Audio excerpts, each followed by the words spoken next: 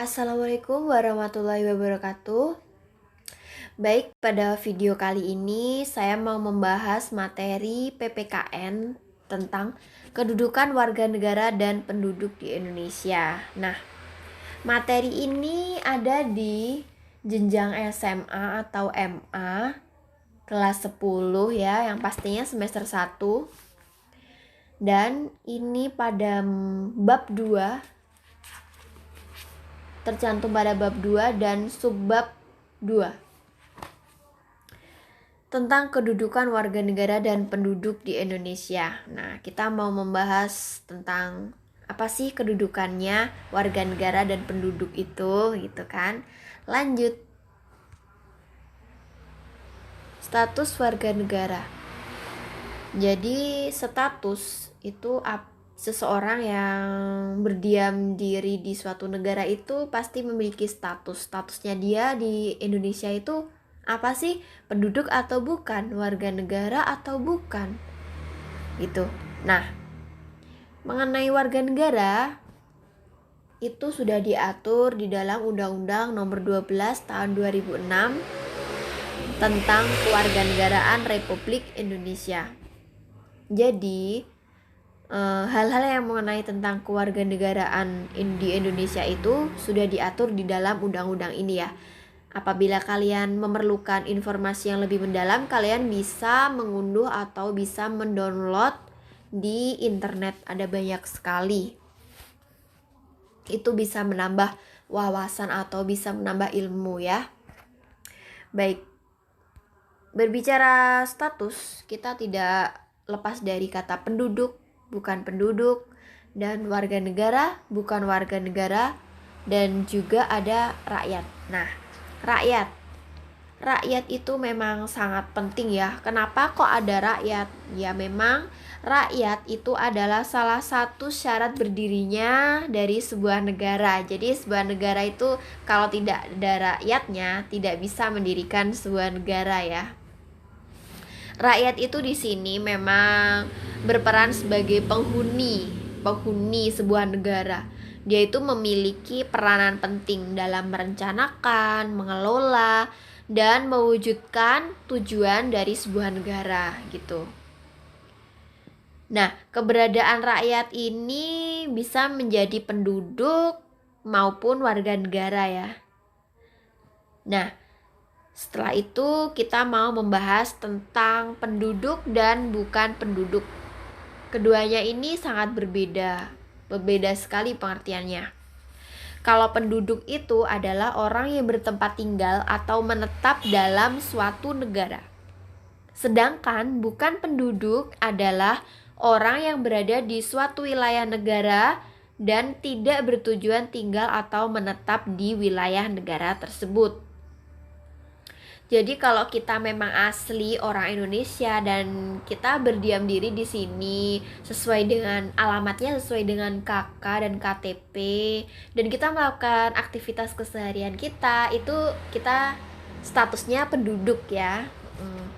Kalau bukan penduduk itu adalah ya orang yang berada di suatu wilayah atau dia itu memang ada tujuan lain gitu dan tidak bertujuan untuk bertempat tinggal dan memiliki aktivitas sehari-hari gitu. Tidak seperti itu ya.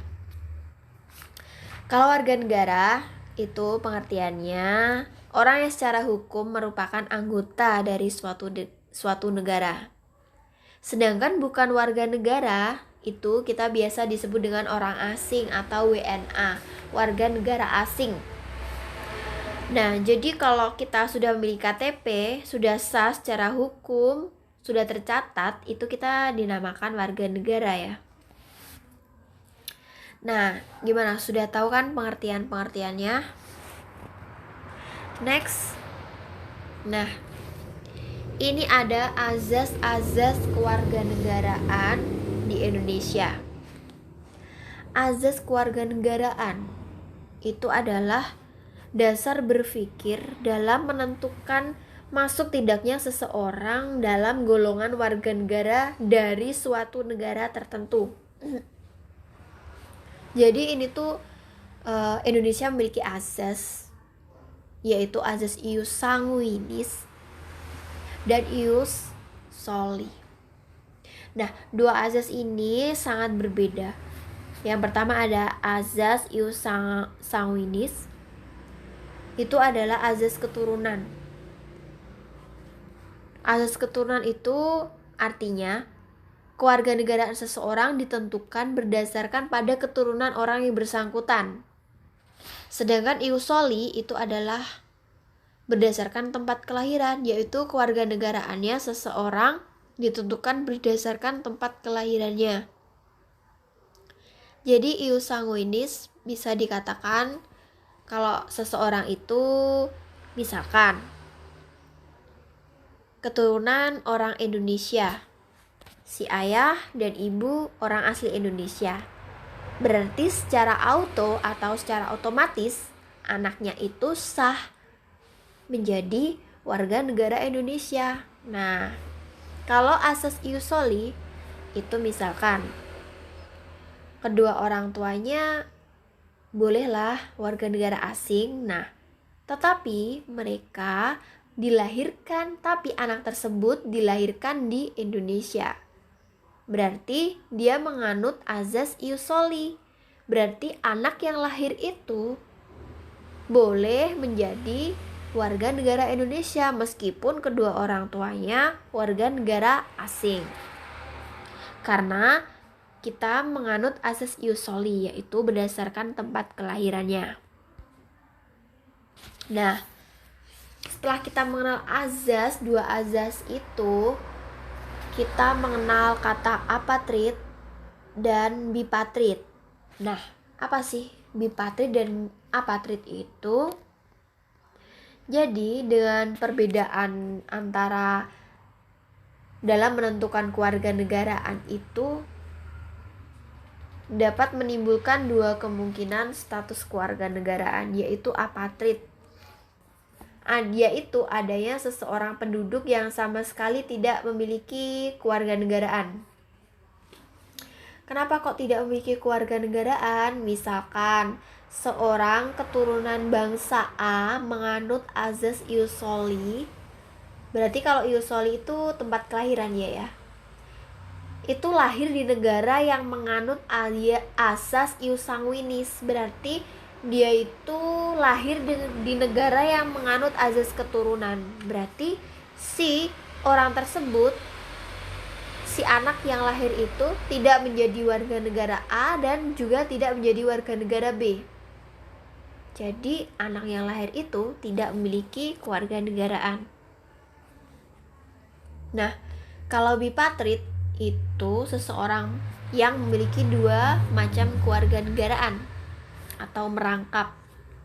Misalkan seseorang keturunan bangsa B menganut azas ius sanguinis, berarti menganut azas keturunan. Nah, lahir di negara A yang menganut azas ius soli, yaitu yang menganut azas kedaerahan.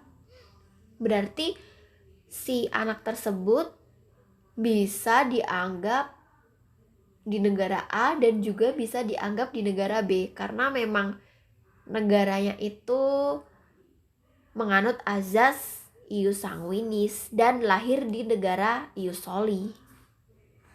Nah, seperti itu. Kalian bisa memahaminya di buku bacaan atau di buku paket ya. Nah, setelah itu kita ada namanya hak opsi dan hak repudiasi. Apa hak opsi itu? Nah, jadi dua hak ini adalah hak yang dimiliki seorang dalam menentukan statusnya di wilayah negaranya. Hak opsi. Hak opsi itu adalah hak memilih suatu kewarganegaraan. Kalau hak repudiasi itu adalah hak untuk menolak suatu kewarganegaraan. Setelah itu, apa sih syarat-syaratnya menjadi warga negara Indonesia itu? Ada dua syarat, yaitu dengan cara naturalisasi biasa dan naturalisasi istimewa. Kalau naturalisasi biasa itu biasanya orang dari bangsa asing yang akan mengajukan permohonan kewarganegaraan. Nah, itu syarat-syaratnya ada di pasal 9 UU nomor 12 tahun 2006. Kalau naturalisasi istimewa itu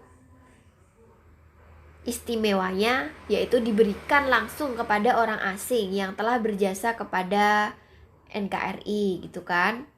Misalkan seseorang yang berjasa mengharumkan nama bangsa seperti yang sudah ada itu pemain sepak bola seperti Gonzales. Nah, itu kan seorang WNA dan sudah memiliki prestasi di Indonesia. Nah, akhirnya pemerintah Indonesia itu memberikan tawaran kepada dia apakah dia mau menjadi warga negara Indonesia. Nah, seperti itu. Berarti dia masuknya ke Indonesia itu dengan cara naturalisasi istimewa, yaitu diberikan